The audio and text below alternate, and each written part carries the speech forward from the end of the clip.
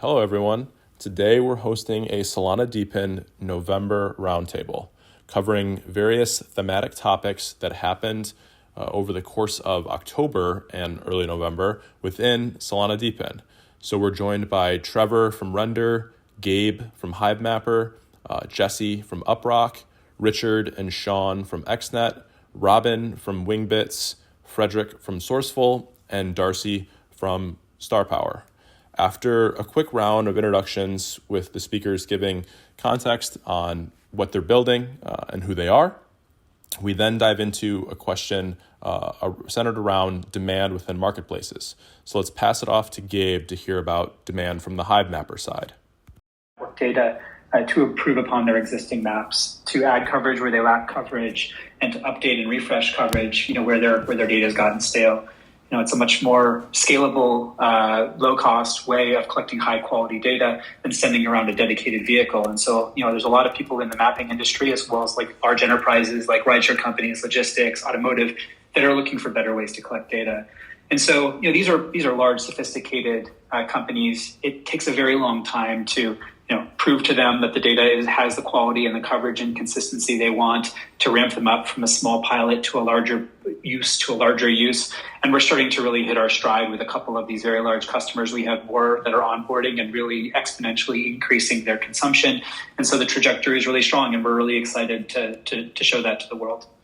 Love that. What regions are you seeing some of the highest demand in for map data right now? We're honestly seeing it all over the world. I think every continent but Antarctica, we've had a fair bit of consumption.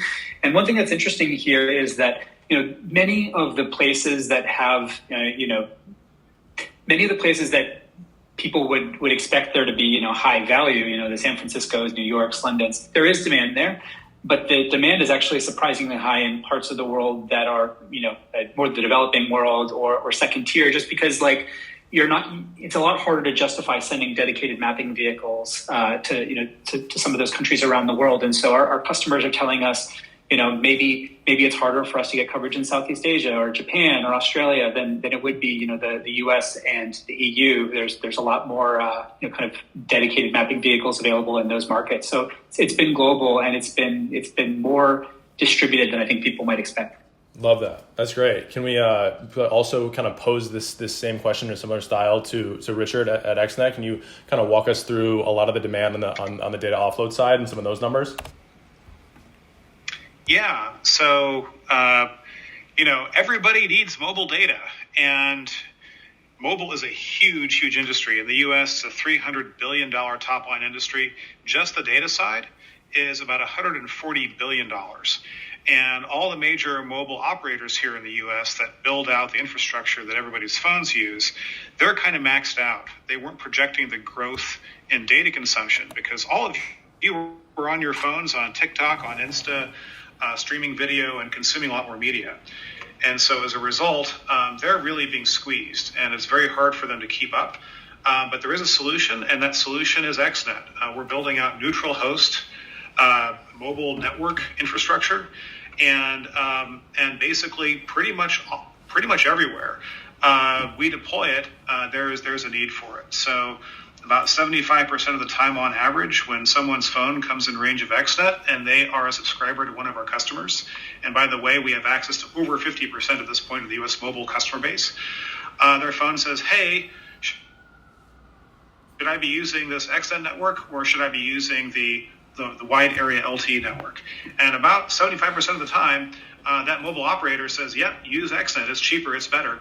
And so they jump on, and then, that's where the data comes from. And they pay us, fiat for every gig that we ship. And we reward our operators at 50 XNet per gigabyte right now, which is amazing. And then we use a buy and burn mechanism to provide price support. So that demand is just going to keep going up and up. And, we have about 1,000 nodes on our network right now. If we had 10,000, 100,000, a million nodes just here in the US, we would not be able to keep up with the actual demand of our customers. So mobile is definitely a growth industry. Awesome. Thank you. And yeah, I still want to pose this same question on demand to the rest of our panelists now, but in a little bit of a different light. So Jesse at Uprock, we kind of know that data, the importance of of data is on the rise, and like data is becoming, worth more than oil in quotation marks.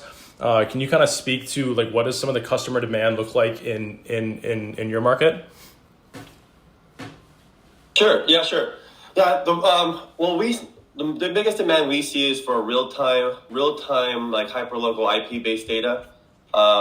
We see a world very soon where AI agents are going to completely transform the internet, completely transform our interfaces on the phone. I don't even know what apps are going to look like in a few years.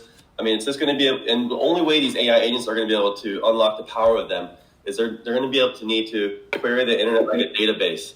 And today, if you use any LLM model or any kind of ChatGPT or something, you assume it can do that. It cannot. It can really just open a couple of pages like an average human can do. But if you wanted to actually load 20, 30 pages from different locations, because today the internet is so dynamic, if you're a shoe company and you want to know how are my shoe competitors doing, what's their inventory levels, what's their pricing, how are they promoting it, you can't just load the same site from your office and see and then copy paste that into ChatGPT. If you really want amazing insights and know what's happening in your industry, you're going to actually maybe set up your own proxy network, which most people don't know how to do, and load that URL in Seattle, New York, Miami, California, and then monitor it every few hours, and then use that data, feed it into a model. Then you get actually amazing, superior insights, which would be, hey, by the way, these are the type of shoes that do better in California. This is better in New York. This is how much the pricing is over time. Here's how you should think about selling it. Like those are the type of, that's the kind of power that these AI agents are going to be enabled if they can crawl the internet like a database and at scale without getting blocked by Cloudflare. So when you have a DePIN powered, human powered network, it's also, first of all, very more efficient than the Web 2 way, which requires people to buy installs, pay developers to install their SDK. You have all these third parties, you have to pay in all these different currencies around the world. All that's eliminated, way more efficient just to go right to the person, to the people, and say, hey, install this app, take advantage of this data gold that's coming soon, coming now. Maybe, do some rev share. We're able to build a network a lot faster and a real-time network that these models need. So our first customers are companies that are doing the real-time cybersecurity tasks or real-time data scraping, monitoring of trends or topics on multiple networks. And again, like at scale, not just one website at a time, but maybe 20, 100 in every few hours. Nice. That's awesome. Love that. We'll go ahead and pass it to Frederick for the same question on the energy side. So this is actually like now shifting from data. We'll still keep data in the focus because we obviously catch data as well. But the story is that we have this exponential rise now of renewables, and what we are on our way of doing is sort of frying our grid. The grid isn't built for the acceleration of distributed energy that we are seeing now all over the world. And there is no effective model for the utilities and grid operators to reach and control and catch the data from even the smallest of solar panels, batteries, and such. So that's our market, and the VPP market, the virtual power plant market, is valued at this moment just at $2 billion and will actually multiply a couple of times to more than $16 billion in 2030. So I would say, what we are building on the demand side will be a value for the utilities and grid operators, which they have no effective model of reaching. That's, I think, the core value of our value proposition. And just to take one single example, like if you have a battery and you're in Europe, you might be able to get on the fiat side between 200 to 400 euros per, let's say, for a 10 kilowatt battery per year, as the projection is. So that's just one single household on the demand side. So we're talking about quite significant numbers when you go into the energy sector. And at this moment, there isn't too many playing in this area. There are just a few projects, and what we've seen is it's really hard for the utilities to actually tackle this problem because it's, I would say, hard to do this on scale when you're a utility company that has a customer base in one region, they all need to come up with their own solution and sort of own their own vertical. So doing things on scale is hard for them. So that's why we need sort of another approach.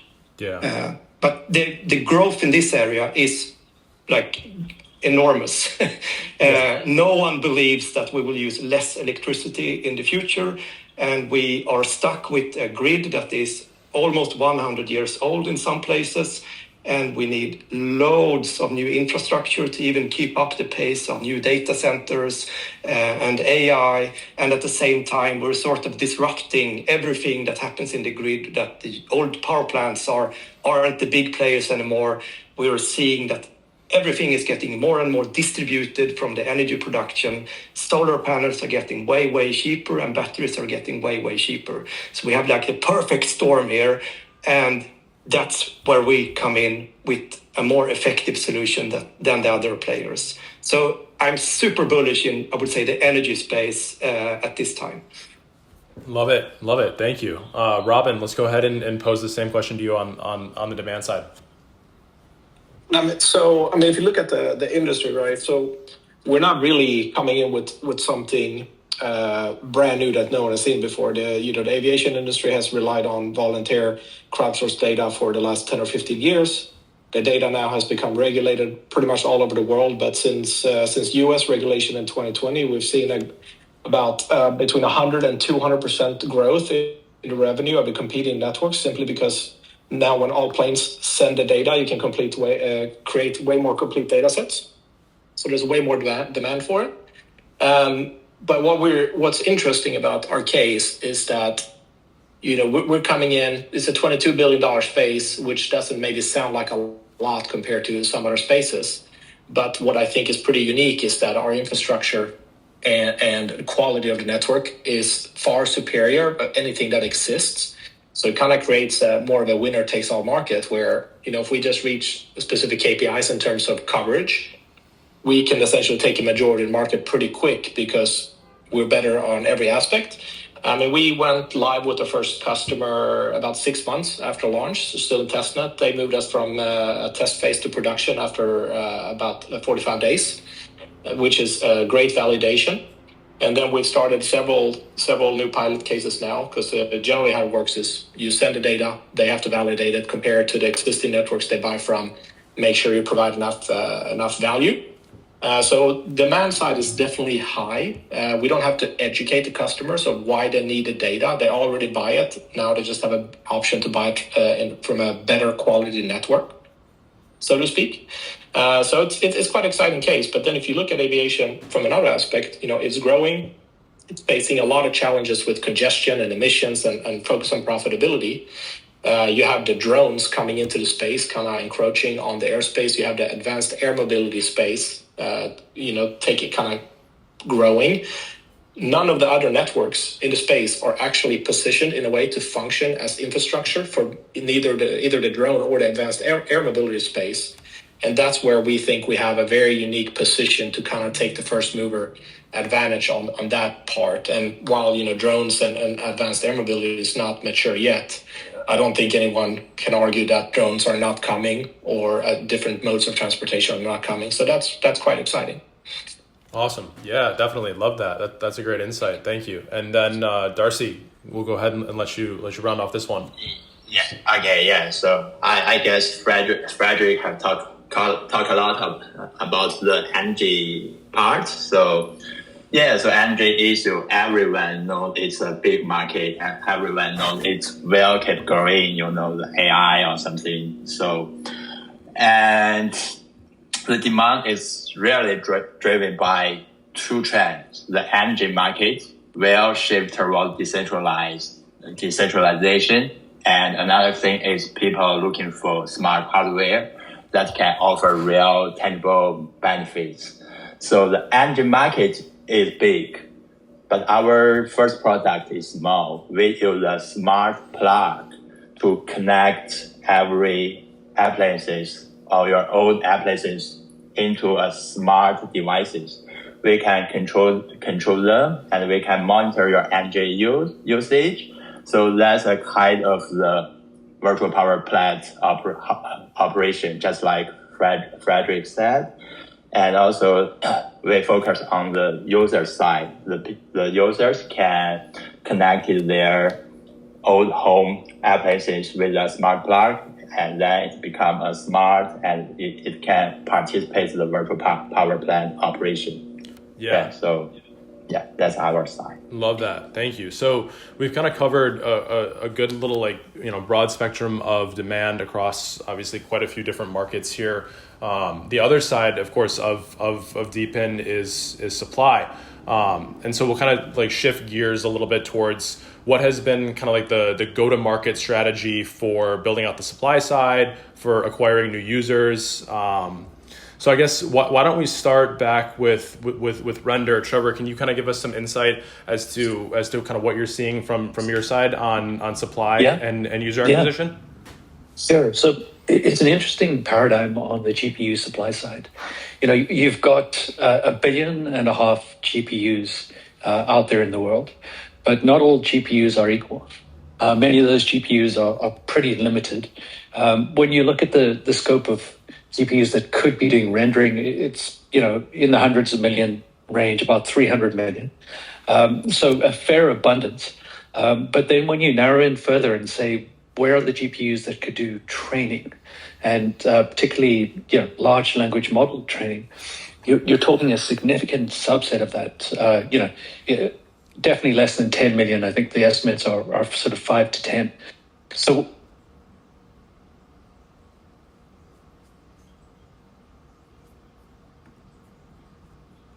that high-end supply restriction is then contrasted with an abundance of consumer supply. And for us as a project, we focused on really where the abundance is, on consumer cards, and predominantly because those were what were owned by our target users, motion graphics artists. And by focusing on artists and the hardware they had and could contribute, I think we've significantly tapped into an abundant resource and differentiated from many other projects who are perhaps going after less abundant GPUs in their go-to-market. Amazing. Yeah, I love that. That's an awesome insight. Thank you. Gabe, we'll kind of put the same one now towards Hivemapper and user acquisition. Yeah, I could relate to a lot of what I was hearing there from Render on trying to segment the market and think, be smart about what proportion of that market you go after. Because I think that's really clearly the question when it comes to map data collection. There are 1.5 billion cars in the world. I know offhand, just in the US, there's 11 billion miles driven every single day. And so there's a lot of potential supply, right? There's lots of cars, there's lots of people driving around. And the question is, which drivers are the best fit and who can you activate best? And I'd say from a go-to-market perspective, the very earliest contributors to the Hivemapper network were the most crypto native folks who are accustomed to mining, maybe had contributed to Helium, for instance, as kind of one of those proto DePINs. And over time, I think it's shifted more and more in the direction of people who are professional drivers, gig drivers, truckers, members of a commercial fleet. And as you look ahead to the coming year, it's going to be even more and more focused on commercial fleets. That's a real growth engine. If you think about someone who has a fleet of gardening vans going all over suburbia, different subdivisions every day, you're just going to cover a lot more unique territory. They're going to be driving more unique miles. And that doesn't mean there's not a place for kind of more individual solo contributors, for hobbyists. I think it takes all kinds to build up a global map. But I think you're going to be seeing it move more and more in like a prosumer or even pro direction in order to scale up map coverage in the years to come. Awesome. That's great. Thank you. So one of the things on the supply side that in terms of that we've been tracking throughout our DePIN reports for obviously a lot of these different projects, but now we'll turn to XNet specifically, is the amount of active nodes. And so that's been on an increase lately, up 8% in October. Rich, can you kind of tell us some of what you're seeing on your supply and customer acquisition? Yeah, so I think it's really important to have a multi-pronged approach to growing your supply. And by the way, the fact that we are basically demand unbounded, right? We could bring as much supply online right now as we possibly could, and we never saturate our demand. So it's great to be in that position. But what that means is that we obviously need to grow our supply, and we're doing it through several different means. One is, of course, we sell equipment in our shop. You should go, and right now we've got some great, basically Black Friday deals on equipment. But we also work with manufacturers. So one of our great partners, Alta Labs in Utah, local U.S.-based Wi-Fi access point manufacturer, they've actually added an option in their management console where anybody who's deployed one of their APs can, with basically one button click, start the process of converting that to XNet. So that's great. And of course, you have to be in a proper location. We only accept, commercial locations, non-public locations. In addition, we have programs that let ISPs or MSPs, folks with lots of radios, just basically add those radios in a batch. And of course, we're also going through a process right now. We're going to be actually hiring some folks to go out and prospect for some bigger venues. We're talking like 100 or 1,000 radio venues to bring online for us. We're going to pay them a really nice bounty to do that.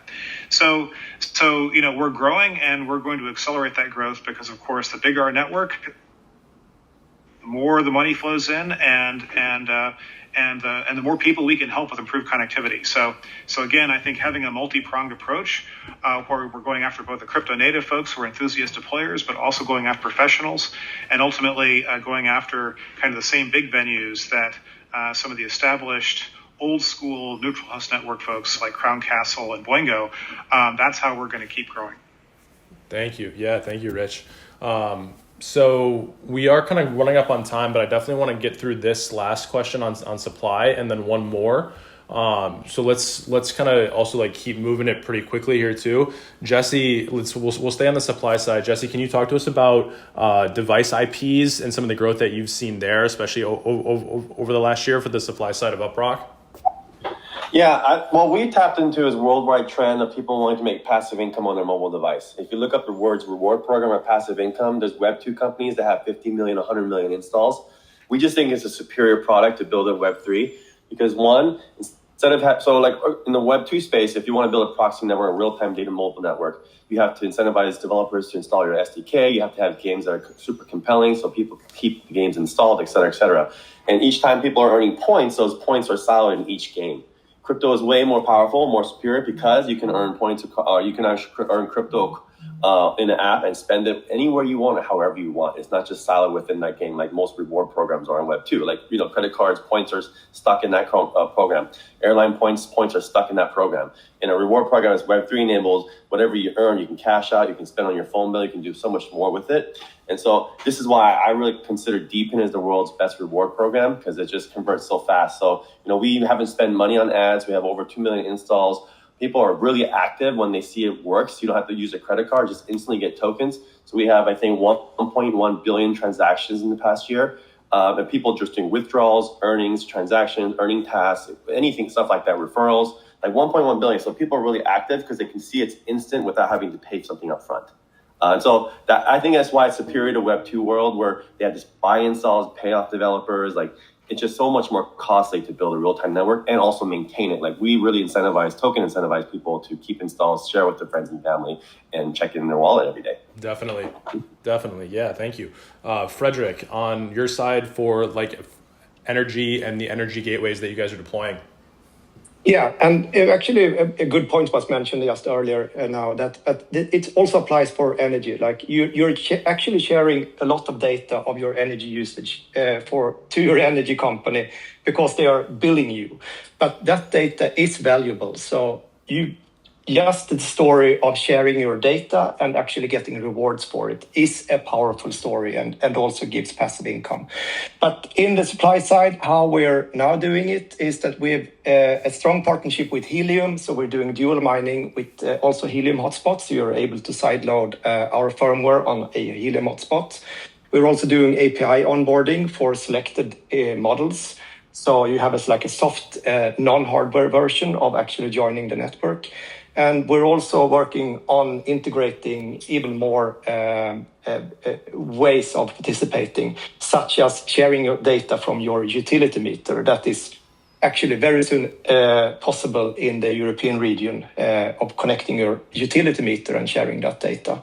And in terms of hardware distribution, we have very much a Helium-like approach in that way, that we have an approved manufacturer that takes care of the hard part of distributing and selling hardware. We want to focus on the core product that is building the platform. And one thing before I stop talking is that we also take the approach of a wallet-less mobile application, because we do need to reach users that are not crypto native. That's one of the big challenges that projects, as I think all DePIN projects somehow has. So we're taking that approach as well for the growth part. Yeah, definitely love that. You're right. That's a really big thing right now, especially trying to get like normal people that are not, crypto native, like to get and come and use these networks and help them build out. So yeah, that's great. Robin, let's pose the same question to you on supply for stations, and then also some of the flight tracking that you guys are doing. Yeah, so on the supply side, I mean, I think the one thing that's quite interesting with the space is that since it's already kind of decentralized in nature, we can actually attract both the Web 2 flight enthusiast community and the Web 3 more DePIN interested community. So far, it's skewed a bit to the DePIN interested, but it still gives us an ability to target both worlds. And I think it's pretty powerful when someone's been running a station for years, sees that, okay, I've been doing this for free, now I can actually earn a passive income by doing it. So definitely on the passive income side is where we're kind of focusing. But another thing with the network is that, our main goal is to reach critical mass in terms of coverage to fully execute on our customer pipeline and to match the coverage of the competing networks. And to do that, we really only need to reach about 7,500 to 10,000 stations. So we don't need hundreds of thousands of stations to cover Earth, as one station can cover about 200 nautical miles. So we think, when we're going to reach that size fairly quickly, and we're going to be able to generate quite a lot of revenue, and that obviously will go back into a buyback and burn mechanism. And I think that will solve itself in a sense in attracting more people. And on the last note, we are working with some larger deployers now in specific markets like South America, India, and the US, essentially companies that are trying to maximize revenue on traffic monitoring towers or telco towers. So that will also give us an added ability to kind of expand the network faster. Yeah, awesome. Love that. And then let's go ahead and just end off the supply side here with Darcy at Star Power. So we make the first product a smart plug, and it comes from seeing how much potential there is at the grid edge. I don't know whether you have the concept of grid edge. It's basically the part of the power system closest to where we use electricity, like our homes, offices, and factories. So in the consumer market, devices that use electricity are much more than those connected to the internet. So with StarPlug, we are connecting these devices to our platform, turning them into active players in the energy market. This means they are not just passive tools, but actually contributing data, enabling energy optimization, and participating in demand response. So I believe that is the future. So with a small smart plug, you can communicate with the grid and make real-time adjustments. So, yeah. Awesome. Thank you, Darcy.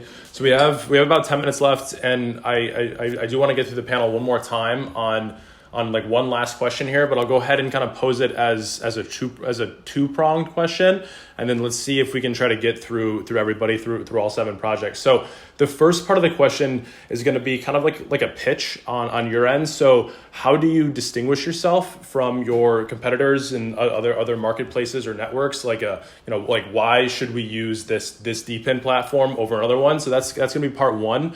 And then part two is especially something for the community. What kind of new features or products are on the roadmap for the near term that we can really be excited about to expect coming up here? So let's start with Trevor again. Go ahead and take it away on the render side. Perfect. Hey, so on our side, I think for us, our focus has always been motion graphics artists. And even as GPU usage expanded from just rendering to AI, we've stayed true to that and tried to focus on AI jobs that motion graphics artists use in their workflow or would be useful.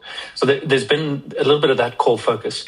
The way we've demonstrated it is really trying to dog food and show from the OTOI perspective how to produce content on the render network that is in many ways future-proof. So viewable on the Vision Pro or other large-scale devices, and really utilizing all of the tool set that is available today to motion graphics artists. Yesterday, we actually released a piece, and if any of you are Star Trek fans, it's an absolute must-watch. Overnight, it got hundreds of thousands of views and comments.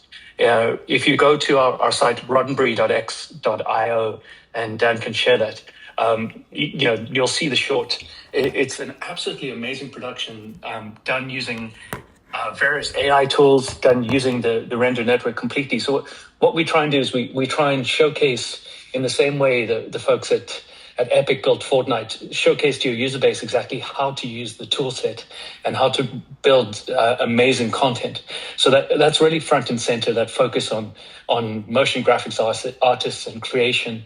And, with that being our niche, I think we're quite differentiated from pure marketplace plays. On the roadmap front, it's quite simple. We're community driven. The community is at the moment considering a number of potential proposals on where to go as a project next year.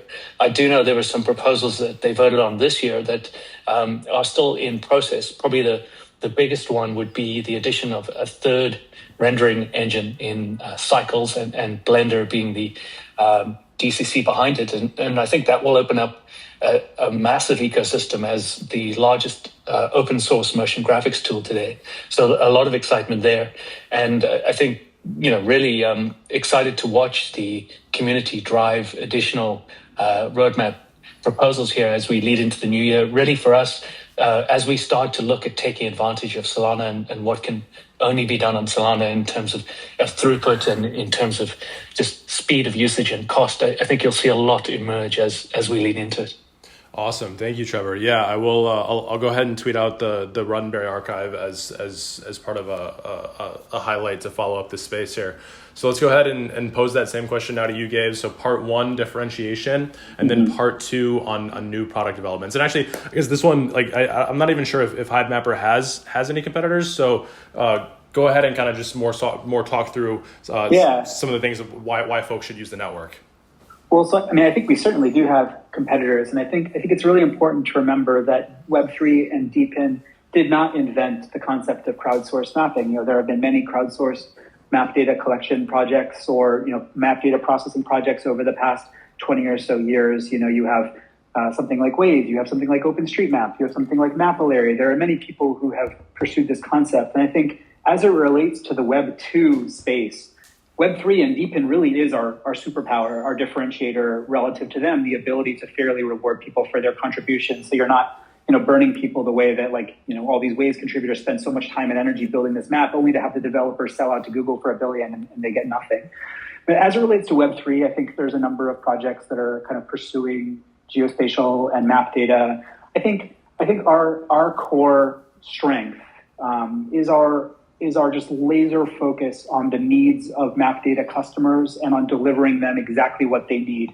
And that leads you to a lot of different decisions about your product than if you're kind of optimizing for other things. I think most notably, it's the decision to develop our own hardware. It's really painful to develop your own hardware. Anybody else on this call who's involved in that can attest to this. But ultimately, it's the ability to control your own hardware that allows you to deliver extremely high quality, precise, standardized data that our customers demand. If you're using kind of a mix of consumer dash cams, or if you're using smartphones, you just lack that control. And when we look at our project metrics, both on the quality dimension as well as on the productivity of our contributors, it's just orders of magnitude better. And I think we learned this lesson the hard way, having tried to collect data using off-the-shelf dash cams, using smartphones. We ended up making our own hardware, not because we wanted to, but because it was the way to solve this problem. And I think our focus on that is really our core strength and what's allowed us to onboard some of these extremely sophisticated map data customers and apply it to their products at scale. Awesome. And then any new developments coming up in the next few months for the community too? Yeah. So our community testers are currently actively testing our 3rd generation dash cam, the B. Like we're over the moon about this device, the highest quality data we've ever generated. Our customers are really, really excited about it. We've got a pretty long back order list. We've got a lot of contributors who have been waiting a long time, like too long, for that device. And so we're really excited to get that shipped out into the world so that everyone can experience that for themselves and contribute to the best map data of any crowdsourced project ever. Hell yeah. Love that. Thank you, Gabe. So, Sean, I'm sure that you get this question probably every day. And I'm sure just about everybody else on the call wants to know this too, but how are you guys different than Helium? Yeah, man. Yeah, happy to take it. I mean, from a very high level, XNet as a company is focused, our laser focus is building a neutral mobile network, which means we're directly and laser focused on offload, right? How many gigabytes can we offload is the main focus. A main differentiator is XNet obviously secured the only direct offload deal in the industry with a obviously over $150 billion company in the traditional market. So I think having that direct relationship with the carrier and our laser focus just being on data offload makes us a huge differentiator. That's all we're going after. We want to get all the carriers, and then we want to expand internationally, right? Get all the carriers internationally as well. A lot of things within our ecosystem also kind of help amplify this message, as such as like the hardware we sell, or just our strategy in terms of how we're deploying these networks. And I think that's a huge part as to why we even got this deal. For example, XNet has, I think, the world record, one of the world record setting hardware in terms of its range. Like we have a Wi-Fi unit that can shoot up to 3,000 feet of signal. No other project, I think, in the industry, when wireless or even traditional wireless has this. So yeah, I mean, we're looking at our competition more in terms of the traditional Web 2 companies that do data offload, such as Boingo and such like that. I think DePIN in general, mobile data is sort of just, there's going to be infinite demand for these things. So I think there's not really going to be a battle between DePINs in terms of, how many DePINs can compete in the sector. The demand's infinite. So I think our next challenge is how do we take down the Boingos of the world and definitely be more efficient than them. Yep. Definitely appreciate that. And then what about anything new on the product roadmap for the next few months? Product roadmap, we're just looking to scale nodes aggressively right now. But yeah, there should be a mobile app, more toolings for our deployers. Obviously, as you all know, we're a smaller project. More funding's coming. So yeah, more tooling, mobile apps for the developers, and as well as maybe an international expansion. And also through the mobile app, people will be able to sort of interact with the XNet network, not just limited to the US. So that's all exciting stuff. Yeah. Thank you, Sean. Jesse, let's go ahead and pass it to you. So I know maybe one of the closest projects that's comparable to Uprock is Grass. So maybe you want to talk us through some of the differences there? Yeah, I'd say I would say our superpower is mobile. I think a lot of DePINs tend to be a GPU or CPU or desktop focused first. Our background, our team's background has been mobile for many years. We've created a large third-party mobile app store on Android and a crypto browser that we sold. So that is our superpower. I'd also say I really don't think of other DePINs as our competitors. I know a lot of we get that question a lot because it's like kind of pitting us against each other, but we actually work with other DePINs and distribute some data tasks and do rev share quite a bit. And I think really our competitors are our Web 2 counterparts, the centralized versions of us. So I really think of it that way. So I would say our mobile is our superpower. We have over 2 million installs. We get a few thousand every day. We don't pay for we don't pay for advertising at all. It's just growing. And that's where it's at. So what's coming up for us is we have a very strong consumer rewards program. We're about to launch Uprock Prism. It's our B2B portal. We're focused on 3 data products. First is web scraping. Second is uptime monitoring and website monitoring tools. And then the third is distributed mobile compute jobs or custom jobs. I'll give you an example of why we're excited about this in a crypto native way. Even for Syndica, if you want to have a status page or uptime public page for Syndica RPC nodes, You might want to use a Web2 like Uptime or Atlassian status page. If you have our version with DePIN powered, we can actually have a more granular status page. We can show you how fast your RPCs are in 100 different locations around the world and which geos are up or down. So it's just a lot more granular. And because crypto powered, the community is actually earning tokens for helping provide these speed tests and uptime tests. So if you even had your own token, instead of paying in fiat, you can actually upload, deposit your own Syndica token or Solana token, and people can actually earn those tokens for providing uptime services for you. So I think that's going to be really interesting, just more flexibility in how you pay for these things, but also not even that, it's just, I think, a far superior product when you have, it's the final layer. You can actually see how fast was your network or your website or your whatever, your server on an actual real person's phone in any city around the world. Yeah, Jesse, love that. Thank you. We're definitely here to get out the hard questions and the hard answers. So that's great. Really appreciate that one. Thank you. And then let's go ahead and pass it off to Frederick. Why don't you talk to us, I guess, first about differentiation again, and then second about something new on the roadmap coming up. Yeah, so how we distinguish in this space, I can also fill in that I don't think that we are competitors with the other Web3 energy DePINs. We are doing everything a little bit different. Our project is, as I believe, the only that is fully on the vision of building the global virtual power plant. We do work with very much hardware focused with the gateway centric approach. That means that we can integrate a lot of local resources in households. We're just an integration away, and we're able to put more resources as long as we have the hardware in people's home. So we are essentially doing what other VPP companies are doing, but they haven't solved the scaling problem for global scale. And that's where our laser focus is to build the platform. One of the challenges in the energy market is that it is highly regulated. If you work with wireless, I think that's actually a lot easier because it's less regulated than the energy market, and the energy market is also highly regional. So we need to find ways to provide value for the existing market and the players on the market. That's our focus. And what we bring to them is actually let users sort of own their own share in the solution of the problem of the grid. Yeah. And what we are doing very soon is that, we're still in the beta phase at the moment. So we have a system where we are rewarding the beta users with points at the moment. I would say that it's most likely the best time to join the project at this phase. We're looking at the TGE at the beginning of next year.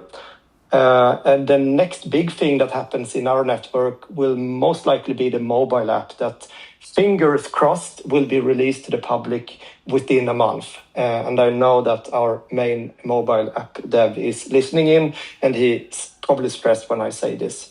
But that's the short story of us. Awesome. Love it. Yeah. Thank you, Frederick. And then Robin, go ahead with the same question. Yeah. So on the differentiator side, so far there's no Web3 projects doing what we do, as far as I know.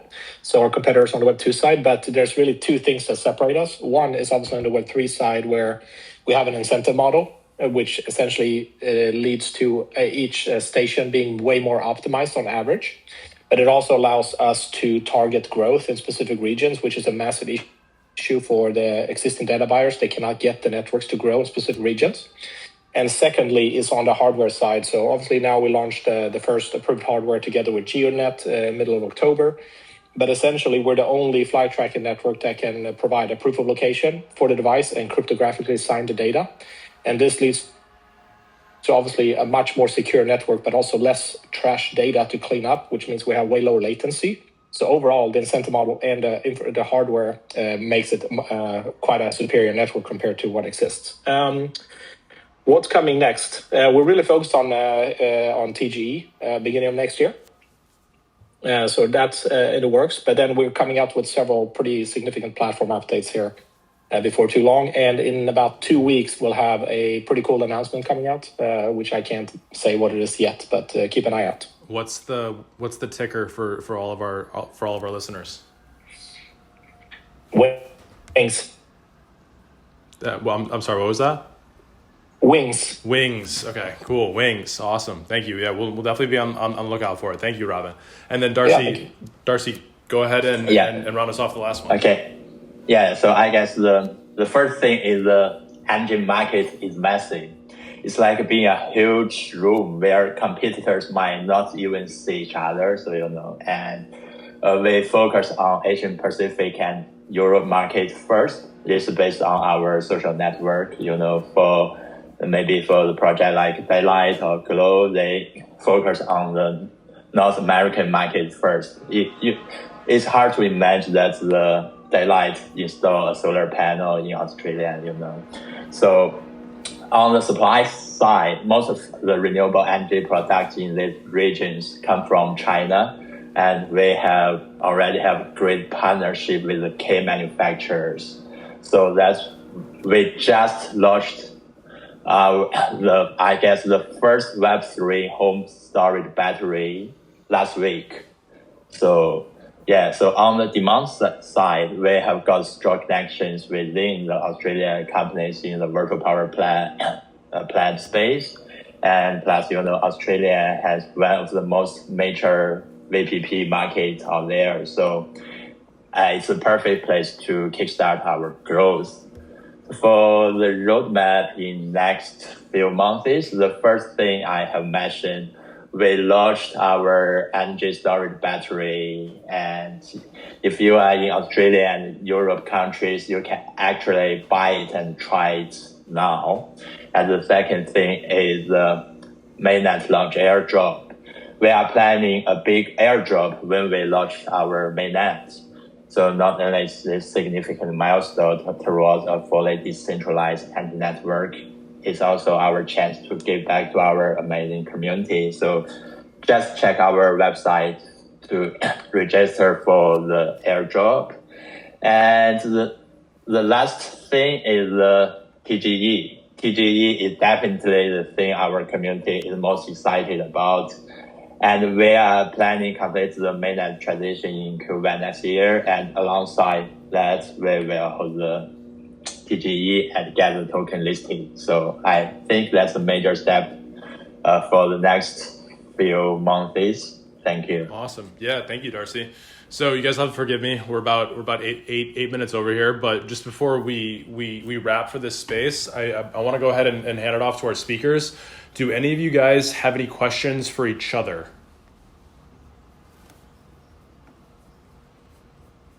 We can go once or twice.